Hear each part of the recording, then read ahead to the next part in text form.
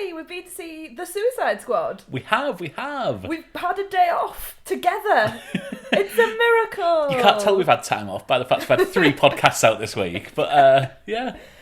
So we've actually been to see it, so we haven't done the thing where we sort of talk about what we think the film's going to be like. So we're going to have to rewind back in time, go back and have a little bit of a discussion, I think, before we get into spoilers about our experience with the group known as Suicide Squad / The Suicide Squad. Yes. Do you remember going to see Suicide Squad? I remember going to see it. I don't remember much about it. I think we went together. We did go together. Did I come out of it saying that it was brilliant or something like that, and you said it was the worst film you'd ever seen? That's what my memory tells me. No, I just remember coming out thinking, meh. Yeah, it was just very generic. It was, and it felt like it had been through the mill in terms of editing. So it was a video. It was a music video. That's what I really remember about it. Thinking that it's needle drop, and lots of different characters coming together, but with a song attached to them.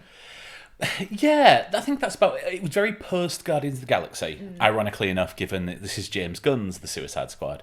And I think they saw that. The trailers all had music over them. It all seemed to be very stylized. And that carried on into the film, didn't it? Yeah. Well, the trailer, I think, caught everyone's attention because it was very musical and it was very stylized. But then to extend that into a full film, it didn't really have a heft attached to it. Yeah, I think there were things that... obviously, one that stands out is Margot Robbie as Harley Quinn. But everyone else just sort of blended in. Will Smith wasn't very... Suicide Squad. No, he wasn't. He wasn't very Suicide Squad. He was very Will Smith. Yeah. But yeah, it didn't seem to work for me. And I've seen a lot of people criticize it since, but I just can't remember a single thing about it, which is probably more damning than actually hating it. Yeah, and I felt that Joel Kinnaman, who plays Rick Flag, who I really want to call Rick Flair, but let's call him Rick Flag because that is his name. I just felt that he was in a different film to everyone else. I can't even remember him in that. You can't remember? Yeah. No. I mean, I don't dislike Joel Kinnaman. He's in season 5 and 6 of House of Cards as kind of this... Yes, I've been in the background while you've been watching it, and I remember he was like a younger candidate. He's kind of a centrist Republican young New York senator candidate for president. And then there is very clearly a point during that series where they just lose interest in that character. They get to an election and the election's sort of held up and everything like that. And then it's kind of like they clearly had something better to do with Frank and they resolved it off screen almost. That's strange. I wonder if he had somewhere else to go to. Well, or was he working on something else? I suspect that might be the case because I don't know quite how I'm watching this now rather than when it was first out. And he just kind of, you see him phoning to concede. And then he's gone. Yeah, then he's gone, never seen again. I know him from The Killing, not the original version, but the English language version of the Killing, the American version. And I loved him in that. He was a very complicated character. He was someone who had substance abuse issues, but was also a police, part of the police force. We're going back to our Mayor of Easttown review here, aren't we? Policeman with substance abuse issues. And also it was very dark and he had a very complex background, but I thought he played that complexity really, really well. And then since then, I just don't think he's had those... He's not really gone... He had a small role in... Again, the English language version of the Girl with the Dragon Tattoo, the David Craig. Yes. Craig David. The Daniel Craig version. So again, he sort of like popped up here and there, but never really had anything to get his teeth into. So I always remember thinking, I think Joel Kinnaman's in a different film to everyone else. And it's not meshing.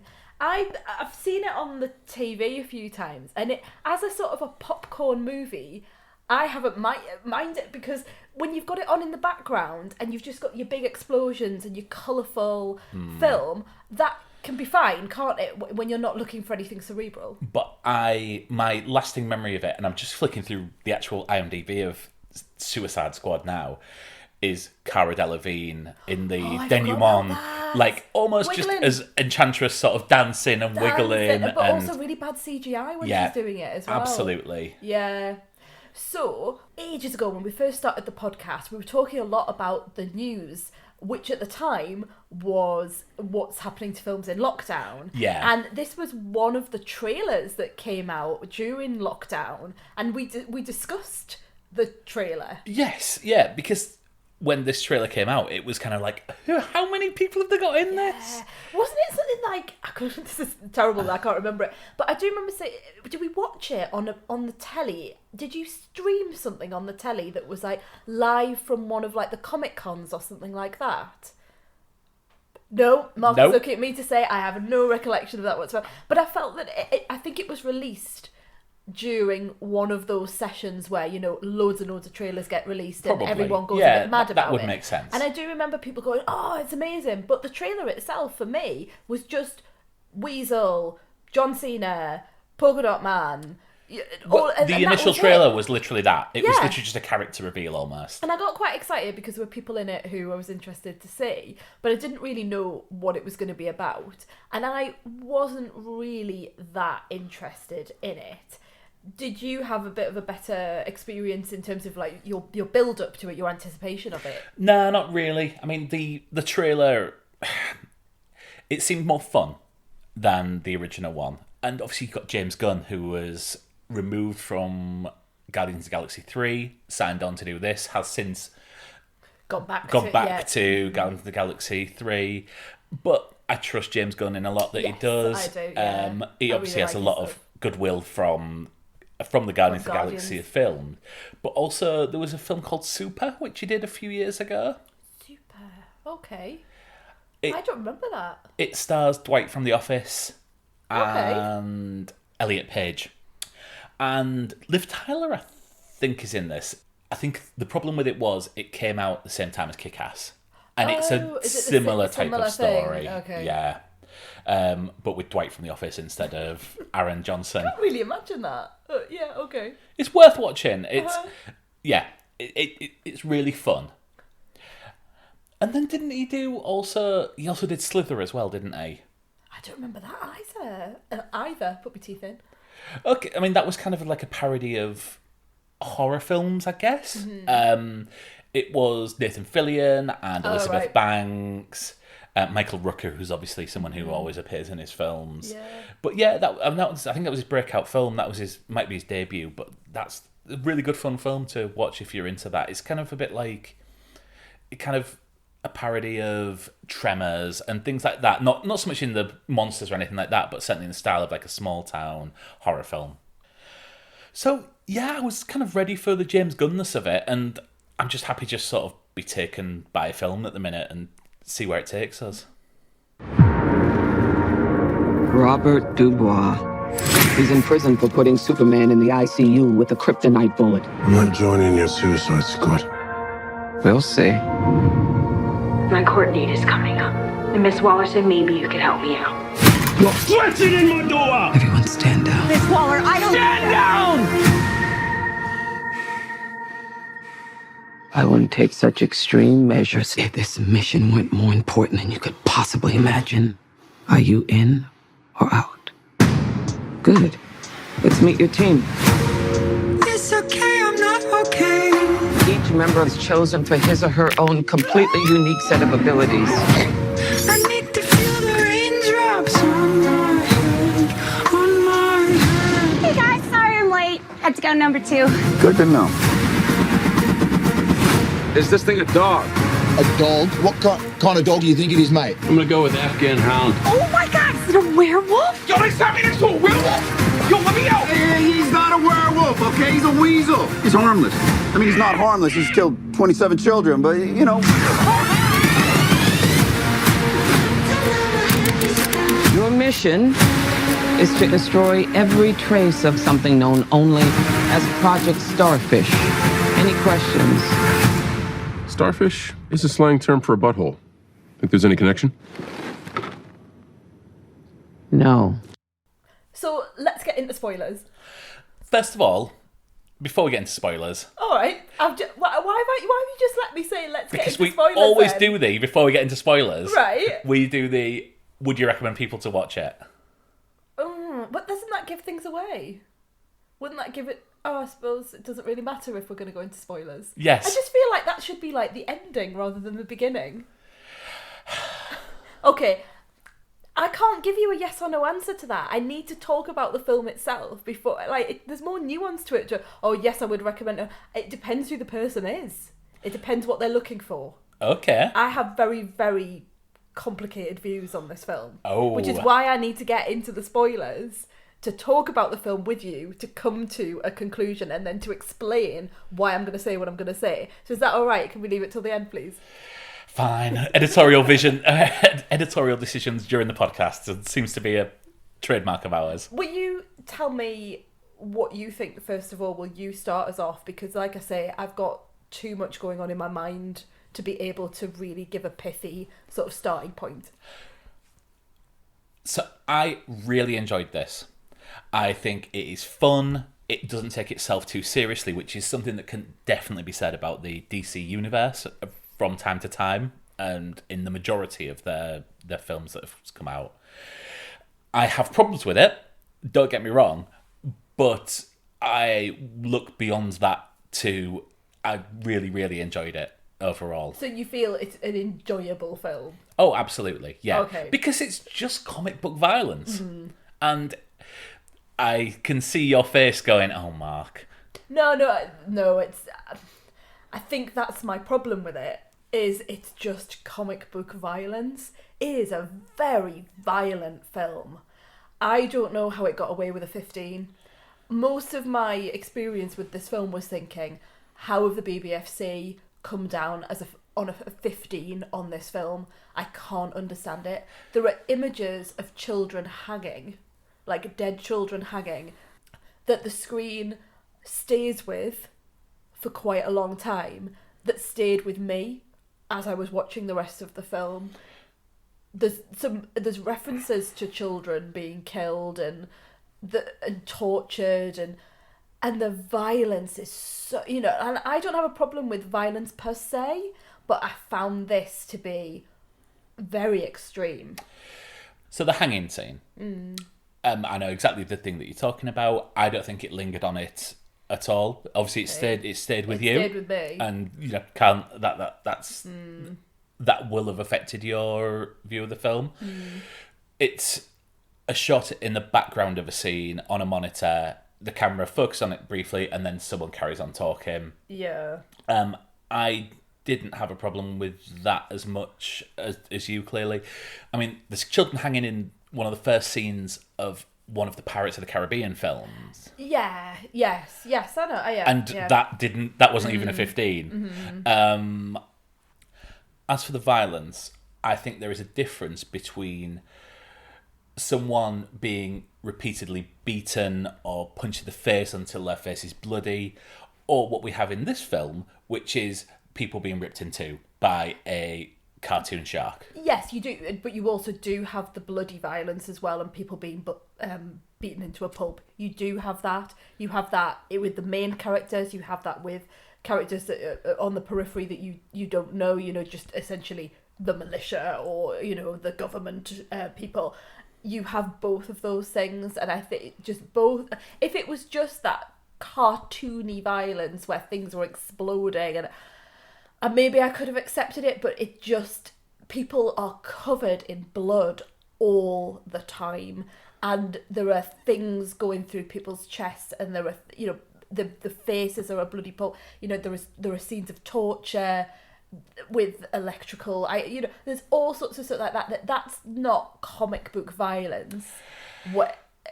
At the level that I suppose, not that I find acceptable, because but that I can probably deal with.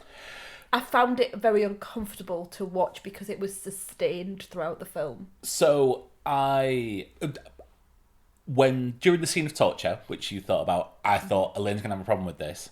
I didn't have a problem with it because there's no sort of suffering shown there. She is shown as being beyond that.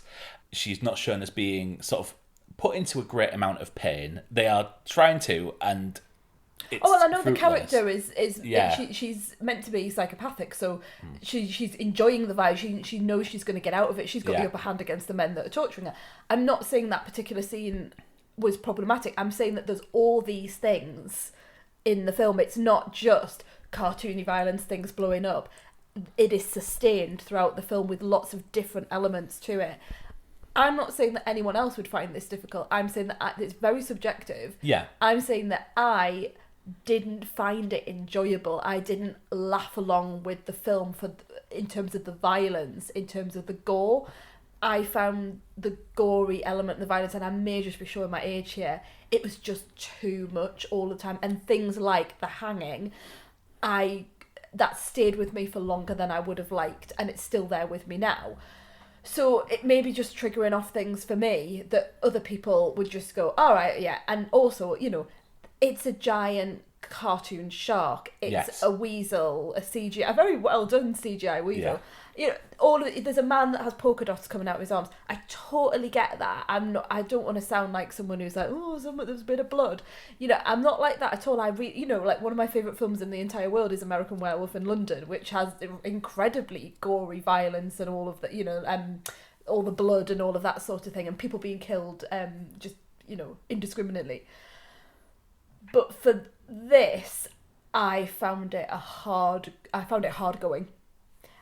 What I loved were the characters. Yeah. And I thought the characters were incredibly well drawn. You actually cared about the characters, and at the same time you knew that you shouldn't really be caring about them because they were, in inverted commas, the villains or the baddies. So I really like that level of, should you be rooting for these, we'd probably call them anti-heroes, wouldn't we? Should we be rooting for these people who have killed other people, who are assassins, who have tortured and maimed and are not nice people? They are in prison for a reason. And yet you really get behind them, and I think what James Gunn's done is he hasn't made them, by the end of the film, they are not the good guys. They are still the bad guys. Yeah. But he's given some humanity to them.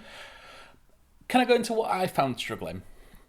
I found the violence against animals problematic. There are 2 separate shots of birds being killed. Mm-hmm. And for absolutely no reason whatsoever. Yeah. There is, a scene where people are pouring petrol into a bird cage. And just setting it on fire. Yeah. No And reason. we hear the squawks. Uh-huh. And there is no... Yeah, you're right. There is absolutely no reason for that other than to get a reaction. Yeah. And that's what I have a problem with. You can show me a soldier exploding because I feel that's in the context of the film. What's the point in the birds dying? Yeah. Other than to show that these people are terrible people, perhaps, that they just do it without even thinking, and just because someone liked some birds, they're going to kill them with fire. And during the film, I was kind of trying to justify this. Like, would I have any problems if it was insects? And I think there is less. The first shot of the film is Michael Rooker's character bouncing a ball, and if he bounces it off a wall to hit a canary or something like that, that's making a noise.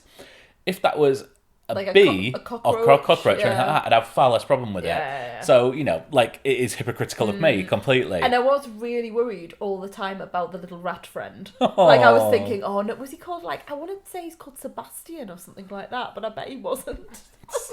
That's a crab. It might be, yeah. But the Ratcatcher 2's little friend. Yes. I was thinking, he's gonna, because we love him. He's got a little coat on, and he's made to look really, really cute. He's not like Weasel. Like, Weasel is so evil looking. Yes. And it's James Gunn's brother, Sean isn't it? Gunn, Sean Gunn, who's doing all the sort of the facial work and everything. But I was worried about that rat. And that was one of the characters I cared for the most, but he's got a really good history, hasn't he, with making inanimate objects, or I suppose they are animate, but non-human beings, making you care for them. So Rocket, you think of Groot, Rocket, that's what I was thinking all the way through. I'm thinking like King Shark, who obviously is voiced by Sylvester Stallone, which I love that idea, perfect. He just really felt to me like a Groot sort of replacement, or not replace, that sort of equivalent, in that saying one word, being sometimes the comic relief. Yes. I thought that did really well, and maybe the little rat was a bit like Rocket Raccoon because he was very erudite, and he's getting everything sorted, and he's a really integral part of the plan. Yeah. And of course he had his little jacket on to make him sort of more like, I suppose, like a pet. Yes. So I hadn't really thought about the violence against the animals, but I wonder whether that's part of it. In the back of my mind was, how I'm talking about, it's not just a violent scene that I would find problematic, it's just the constant nature of it, and that might be part of it, that was in there as well. Yeah, absolutely. Of course, yeah. Can we talk about the characters? Yeah, I was about to say, who did you like cast-wise? So I think this isn't a criticism of the film because it's got a lot to keep up with, but I think characters have their moments and then go into the background for a little bit and then come back. Okay, yeah. So I think there is a scene where this is very much the Idris Elba and John Cena show, where they are competing with each other to kill the people holding, quote-unquote, Rick Flag. And then when I was watching that, I was like, John Cena is going to absolutely steal this show. And then he sits in the background for half an hour whilst Harley Quinn does her thing. And then he goes to the background and it's time for King Shark to have a little dance with some fish. Weird fish things. Yeah. I think I love John Cena. I think that this is exactly what he could have been in Fast 9. Yeah, well, I don't think it could be in that franchise because it just wouldn't fit within the franchise. That franchise is too pole-faced. But this is perfect for him. Oh, you're telling me you couldn't interact with Ludacris and... Oh, okay. Yeah, but not in this style. He's very serious in this. I would want him to relax a bit more. I like this character here because it's an irony, isn't it? He's peacemaker, but actually just wants to kill everything. There is that real sense of John Cena in that you kind of... It's almost like what they did with Dave Bautista in Guardians, which again goes back to James Gunn, which is you feel that he doesn't quite get things, or he takes things quite literally. Yeah. So you know that he's not relaxed, and his brain's working on a different level to someone else, when Idris Elba is very relaxed, very cool, and John Cena in this is not cool. Peacemaker is not cool. No. But he can fight and he can do all of his action things, and he can wear some Y fronts. He certainly can. Saw his Bella twins there, didn't he? That was a bit... And they linger. Talk about lingering on things. That was a shot. Interesting that was... There were less pervy shots of Margot Robbie in this and more pervy shots of John Cena. John Cena's pants. There was no need for him to be in his pants, but that's what we say about women all the time, Absolutely, don't we? So it's quite nice, yeah. King Shark, how can you not love King Shark? See, I mean, he's the Groot. He is the sort of the monster that can take down a number, 100 people at once, but can say one thing and make you laugh. And to get Sylvester Stallone to play that is absolutely perfect. It's perfect casting, isn't it? Yeah. How did you feel about Joel Kinnaman, going back to our conversation where we were sort of saying what he'd done before, and you not really remembering him in the first film? Because I was really pleased for him in this. He felt like he was in the right film this time. Felt like it all came together as a film. I totally agree. Yeah, like I said, I've seen him in House of Cards quite recently, so I wasn't really sure what I was going to get from him. But yeah, he fits perfectly in this. He has got the leadership role, competing. He's grounded, isn't he, compared to the others? Because he's not really a villain. He's someone who's been brought in to keep them all in check. Absolutely. But he really felt like he was sticking out like a sore thumb in Suicide Squad, which I know, 2 different films, 2 completely different directors. I know that, but you can't help but compare. But I thought he really sort of stuck out in the way that was edited. With this, he feels part of the squad, and when he eventually dies, you do feel that sense of, oh, right, okay, he was the leader, and now Idris Elba's gonna, take over. Speaking of which, I really liked Idris Elba in this role. I thought it was perfect for him. He had a lovely moment in terms of the daughter plot line and looking after Ratcatcher 2.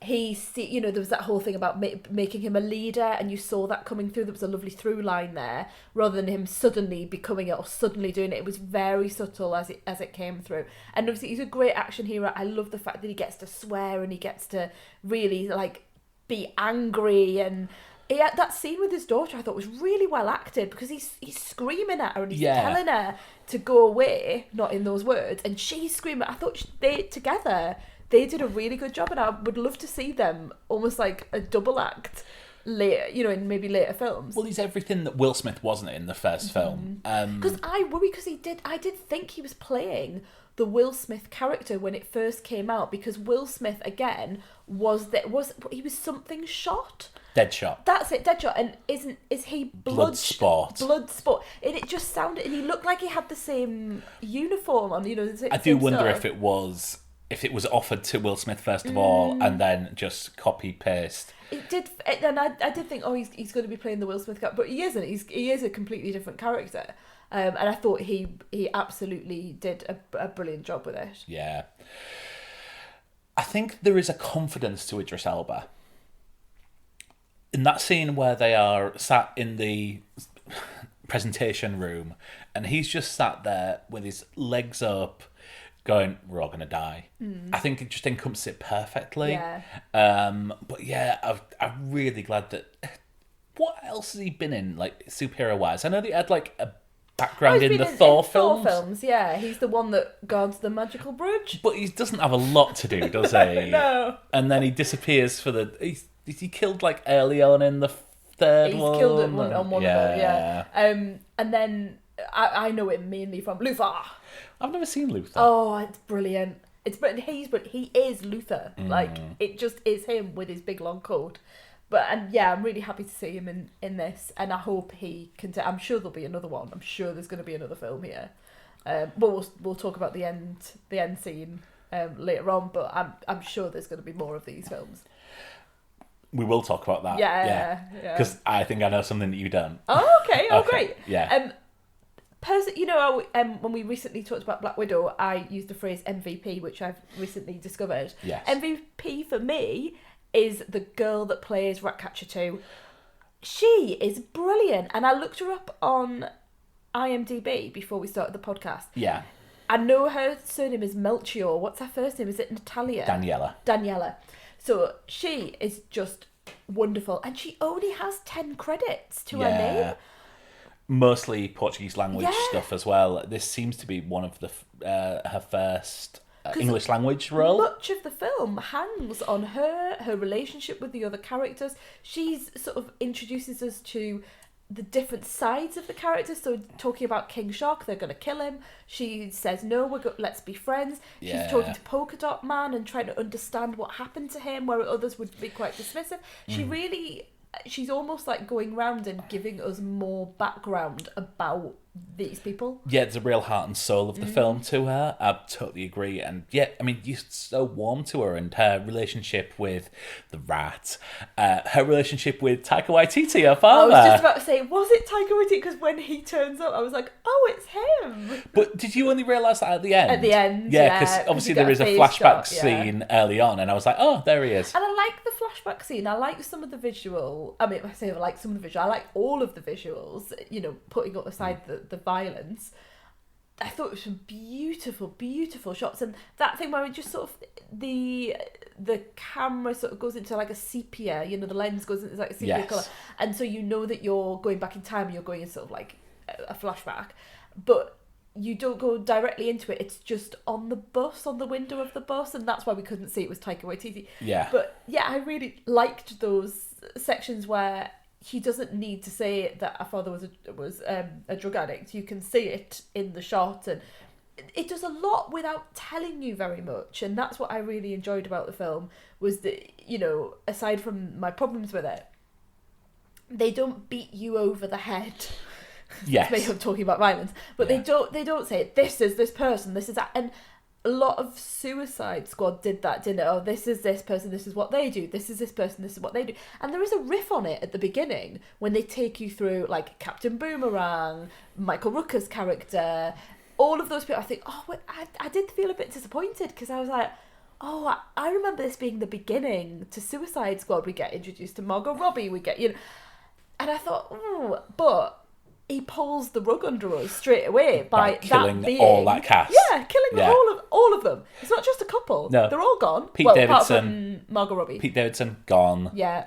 Nathan Fillion, Just gone. Yeah. I didn't even realise it was him until afterwards. Oh, really? Yeah. I was like, oh, okay. Well, he's wearing, they're all wearing helmet-y type things as well. And I think that works really, really well. It shows the peril that there is out there. Total jeopardy. Anyone's going to die. Apart from Margot Robbie, which I could not believe that she would ever die in this. Well, yeah, absolutely.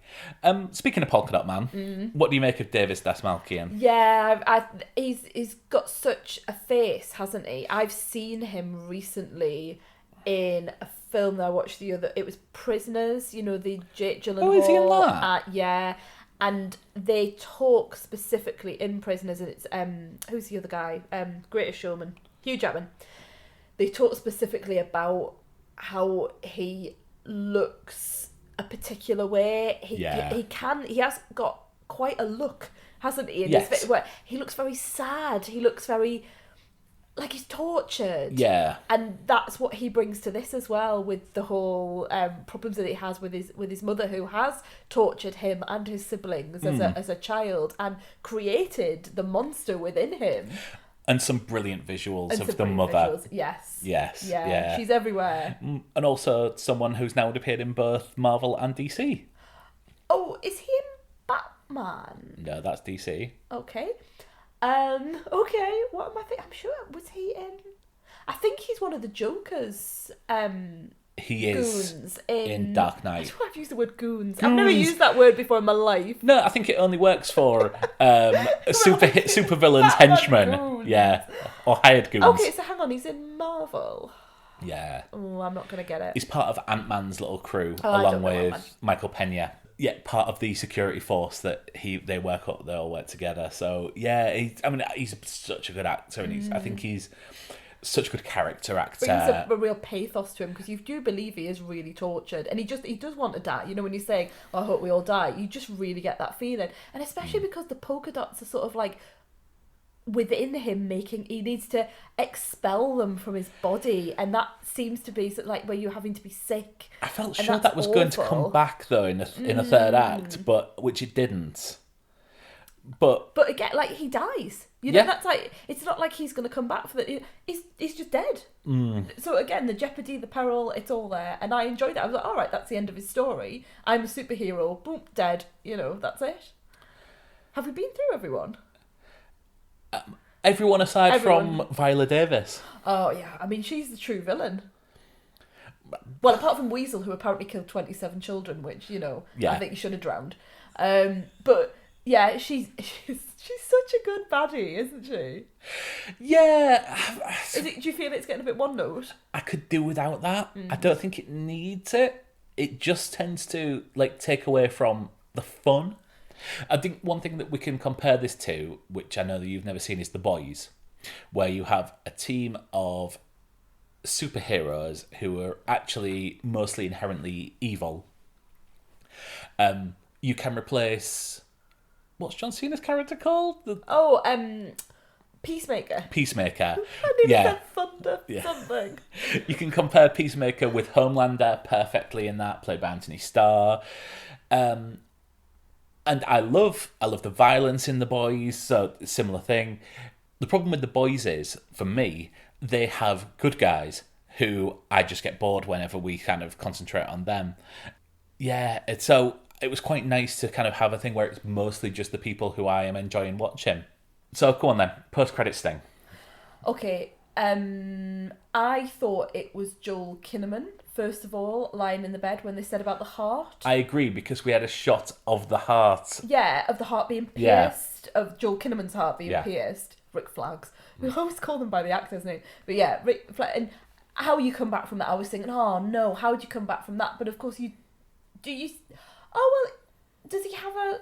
Because Idris Elba shoots him, doesn't he? Yes. And I can't remember how I just thought he was totally dead, because it was like an exploding... it's a single bullet, isn't it? Yeah, it's a very small bullet, that's it. And I didn't really see where it went, but I didn't think he was coming back. And it was a bit... you know. Well, I knew he was coming back because Okay. they have announced a spin-off TV show. Oh, really? Oh. Really?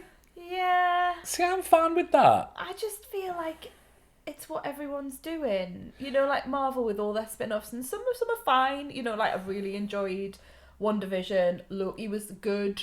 You know, wasn't massively taken by it. Got better. But Falcon and the Winter Soldier, I was not keen on. Sometimes I just think just too much of stuff. Oh, let's have a TV show. Let's have it. Warner's got know. HBO Max subscriptions to sell. Yeah. So So is it going to be his TV show? apparently so. Oh, that was good for John Cena, isn't it? Yeah. Nothing like he's got a problem with his like career. Yeah, you know what I mean? Like, oh, he's done well, hasn't he? Yeah. I mean, I'm sure I've seen his He's house a- on yeah, Total yeah, Divas. yeah. He's not short of a bob or fine. two. Yeah. He's fine, and he's a nice. He does a lot of stuff for children's charities, doesn't he? Like for Make-A-Wish Foundation. And Yeah, things he like is that. the most. He has done the most Make-A-Wish wishes of anyone ever. Yeah. So So fair play. we give him credit for that. But yeah, I just yeah, maybe I'm just a bit tired of everything having to have a put, because you said, oh, we'll stay, and I was like, oh, there won't be one for this, and no wait, and you obviously knew more than me. But why does everything have to have a post credits? So why does everything then have to follow on? Why can't we just have a film that's a film and then it ends and that's it? Because you also need to start paying next year's bills as well. You don't get that in. I was going to say you don't get that in Back to the Future, but You at the end of literally Back- do. You literally do. That's you literally, probably the but film you that don't, well, you don't started get it everyone off. saying, oh, and then Biff's gonna get a TV show. Done, because we're know. only probably a few years away from that. I know, it's sad, isn't it? Yeah. That's what I mean. I just kind of think things to stand alone and just there they go. That's it, and move on. Yeah, I totally agree with you. But we are in this world now where Mm. everything's a franchise and everything needs to be a franchise of a franchise. And people have television to sell. Yes. That's television now. I know that there's recently been. This is going to date the podcast, but Black Widow. Scarlett Johansson is suing Disney. We've only just discovered a couple of days ago because Disney put the film into theatres, but then put it on the Disney Channel. Yeah. And that has affected her revenue from Yeah. the contract that she has. And that's a thing, isn't it, now? That it goes in the cinema and then it just pops onto your TV. So TV is such a big thing. I do love the fact that people are just going completely Are you going to go off topic? Yes, absolutely. Other people, how everyone this morning saying, "Oh, hasn't she got enough money?" As opposed to Disney, who have not got two quid to rub together. It's more it's for me, like, as someone who has been involved in legal services for most of my career. It's more about the contract that was made. You make a promise to someone, and then if they break it, there has to be a consequence to that. I don't think it's really about the money, but yeah. But it's a bit about the money. Moving on. So, to go back right to the beginning where you said to me, would you recommend this to someone else? As I said there, and as I've been able to talk about it, I realised that what I was thinking at the beginning is actually what I feel now. It really depends who this is. So I might not recommend it to certain people in our lives because I might think actually they would probably feel the same as me. They might be quite bored by it, or it just might not be their sort of film. There are other people who I would probably say, yeah, they'd probably love it. I think it is one of those films where it would be quite mixed. Having said that, I know until recently I had a 100% fresh rating on Rotten Tomatoes. I think it's 97% now. Wow. So people are clearly loving it. Yeah. And to go back to our cinema experience, Yes. there were people who were clearly in love with these type of films who were there. You actually saw two girls who had been to the Black Widow showing that you had been to. Yeah, we went to the first showing on the first day at our local cinema today, and I went to the first showing at the first day of Black Widow, and there were two girls who I saw at that as well, so clearly we've got a crowd now. Yeah.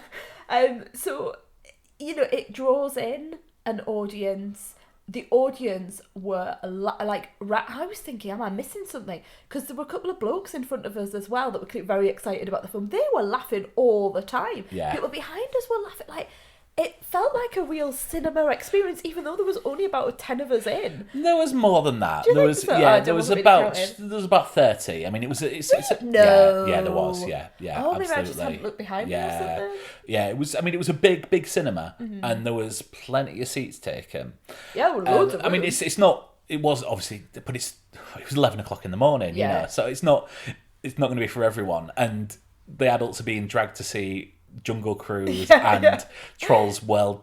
No, World Tour or no, that's a different film. The Croods, the New Age, Right. which is what all the other kids were going to see. But they seemed to really enjoy. People really seemed to enjoy it and laughed a lot more than I did, even though I did find a lot of it very humorous. I think if you are going to an 11 o'clock showing on the first day of a film's release, I think certainly that is an audience where half the job's done for them already. It certainly was with me. There were times where I had tears down my face laughing. Was it John Cena's pants? I mean, yeah, a little bit. But no, there's a sequence where there is John Cena and Idris Elba competing with each other, and then to rescue Rick Flag, and then there is a reveal. I mean, we're half an hour into a spoiler session where you turn out it's not guards who has been keeping him, it's actually a rebel force who have got the same thing as her. That just tickled me so much, and I was laughing my head off That it. just shows you the difference between you, because then I was thinking, what about those poor people that were part of this, going to go overthrow the false government, and I'm thinking, all those people have died for no reason. That's how I think of it, and you're thinking it's really funny. That poor coyote who had a ton weight dropped on him and ran into the side of a cave that he'd painted a hole on. And, I know that is true. That is the way that I kind of think. Yeah. But yeah, it was. I respected the film. I think this is one of those ones where I respected it. I respect the filmmaking. I could see what it was doing, but I don't think I'd watch it again. I think I'm one and done on it. Okay. I'm wondering if a few days it needs to just percolate. No, I just think you don't like fun. Oh, well, you married me, love. Yeah, I know. Yeah. Are Yeah. you having second thoughts here? Not so much. My wife doesn't like fun. No. I do like. Maybe I just have a different type of fun, and I do think it's age. I think 10 years ago I wouldn't have even thought about this stuff. I think recent events and experiences over the last sort of decade have led me to have like a bit more of an older brain, like probably older before my time. So you're saying I'm immature then? Yes, I am. No, I'm not, dear. No, I'm not. Well, 3 episodes in a week and no more then. Oh, yeah. Star rating, what are you going to give it? I'm going to give it a 4-star. Okay. I'm going to give it a 3.5. Okay. 3.5. I didn't hate it. I just... Something didn't quite sit right with me. And I wonder whether it was because... I think it's the BBFC rating has led me down a pathway of thinking it's a 15, where I think it's an 18. I mean, And I've got my knickers in a twist a little bit about that matter? I don't know. I've got that sitting with me in the back of my brain. So that is colouring everything that I'm thinking with it. I think you have to do a hell of a lot of work to get an 18 now. And I don't think... I think they will allow... Well, clearly they will allow... Well, they had gory violence, drug misuse. That's Yeah. what they said on the what's it called when it comes up? The title card, certification card. Yeah, and it had and actually people laughed because it had so much like language. I laughed. Yeah. Did it say nudity in it? I don't think it did. No, I don't remember any nudity. No, that's what I'm saying. There was usually that's what it is. There was a brief shot in the gentleman's club of a woman topless. There was. And also, I think you got to see a bloke's bum as well. He's putting his pants on after he'd been with Harley Quinn. Yeah. So yeah. But yeah, it was more the very gory gore and language and drug misuse that I remember coming up. But there was a big long list of everything. I was like, no, 15. That's interesting. Yeah. Like I said, I think you need to have sustained showing actual pain. Sort of like, and also like sexual violence and things like that. Yeah, things like that to get an 18 nowadays. Yeah. I would have no problem in letting a 15-year-old see this. Okay. Because I think they'll see more on video games. Mm-hmm. You know, like it's just video game violence. Yeah. It's just, and that's probably worse because that's sort of interactive and things like that. I would have no problem with taking a 15-year-old to see this. Okay, I think we're just going to have to agree to disagree on that one. But I really enjoyed going to the cinema with you. It was lovely to be there next to you in the cinema. What's that face for? I mean, we just sit in a chair and stare at the screen. Yeah, I don't really think of you being there, to be perfectly honest.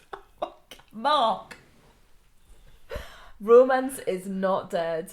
Oh, yes, it is. Well, I'm immature, so maybe that's just my point of view. Right, let's finish now before we get into trouble. Thanks very much for listening to this, everyone. Yeah, and please check out our Black Widow podcast that we just put out a couple of days ago. Yeah. And Elaine has got a new favourite film, which is Crank. So please check out our date night of Crank. Yeah, I still haven't got over that. It's much better than Crank. Yes. One for the poster as well. Yeah. Better than Crank. Brackets 2016 close brackets. Yeah, so thanks everyone. We'll see you next time. Yes, see you next time.